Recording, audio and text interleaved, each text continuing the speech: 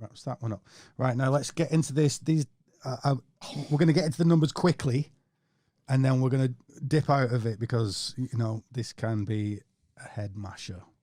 So, if you watched the previous podcast, the reason why I went to Rivington to look at these ancient stones with a Satyr square on them is this magical talisman by a magician called Eliphas Levi, who was a French fellow. And that's all that's important about him. So around that, we have these 4 directions, the 4 cherubs, the lion, the bull, the eagle, and the man. And around that, we have Yod He Vav He, which is Hebrew for Jehovah Yahuwah. So now what we're going to do is decode this. We're going to just decode the outside because the centre's something else. We've already kind of looked into the Satyr square and seen it's this Satyr swastika, time, pole star. We're looking at the center, basically, and everything else moves around it. So, first of all, let's decode the JHVH in Hebrew. So, if you look in Hebrew Gematria, J is worth 10, H is worth 5, the V is worth 6, and H is worth 5. Just like Scrabble. Only you have to take drugs to be able to play this one. Well, it's true for Scrabble as well, come to think of it, yeah. And this isn't just sort of made up numbers to suit the purpose. Hebrew is one of these languages where numbers had numerical value as well as Greek. Numbers always have Phoenician. numerical value, Phil. Sorry, letters had numerical value. I didn't even catch that one. No, I didn't. Right, so basically JHVH is 10565, which is 26 in Hebrew Gematria. We've said 26 recently for 26,000 years. Right? So then the thing, when the pebble dropped, is that even a... when a pebble dashed, the moment that made me pebble dash was when I realized that if you take those 4 zodiac signs, the bull is the 2nd sign, the lion is the 5th, the eagle is the 8th, and the man is the 11th. Well, that equals 26 as well. And I just knew that that's the 26,000 years of procession because those guys are pulling that circle round anti-clockwise. Of course they are. They're going the wrong way round. Yep. Why are they going that way round? Because they're Because telling you it's procession, something. yeah. Nothing's by accident. Mm-hmm. When you say, did you say the bull was the 2nd sign? What?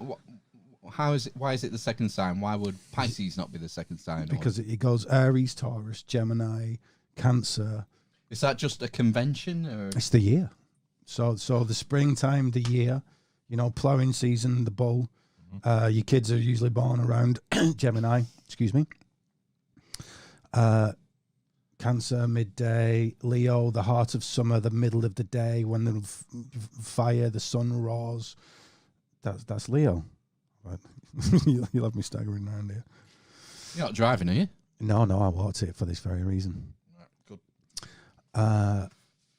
So that's Jehovah. That's Jehovah. So we've got these 2 26s, and I know that on that Jehovah, there are 24 dots, which is like 24 hours a day. Okay? Times that by 3, because on each one of those dots, there's 3 little marks on top of the dots. There's like 3 little flamey marks. So I just times it by 3 and got 72. Oh, fuck. So I put 24 hours a day is 72 years in a processional day. And 26 plus 26 is 52 weeks in a year.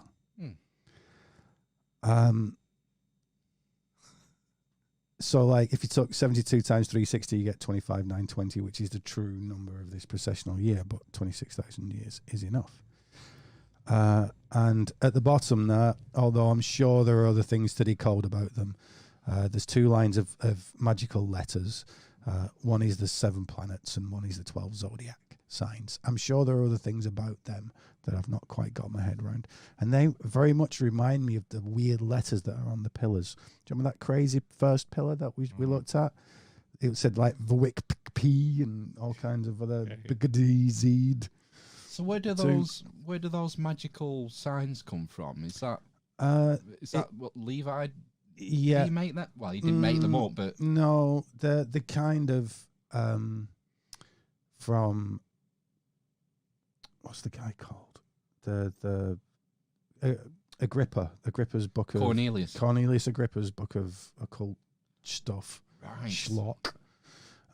And yeah, he was the one that started doing all that stuff, as Okay. far as I know. It's basically, do you know Grant Morrison, the comic book artist? He was ranting and raving about sigils, how you basically just speak the unconscious onto a piece of paper and make a sigil and then burn it or destroy it or whatever and send it off into the universe. It's a similar thing. That just. With that said, though, this guy's an actual magician, so. But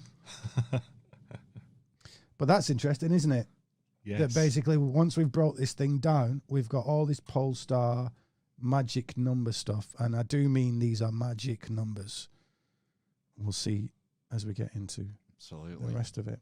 I will point out quickly, just in case we don't later on, that we've spoke about Baphomet and the sacred androgyne and all these other things, and that upward pointing triangle is masculine, the daytime, Jupiter. The downwards pointing triangle is feminine, Saturn, and the two together obliterate each other in a cosmic explosion that nullifies itself and is the pole star around which there is everything turns but itself is a unmoving point. Cool.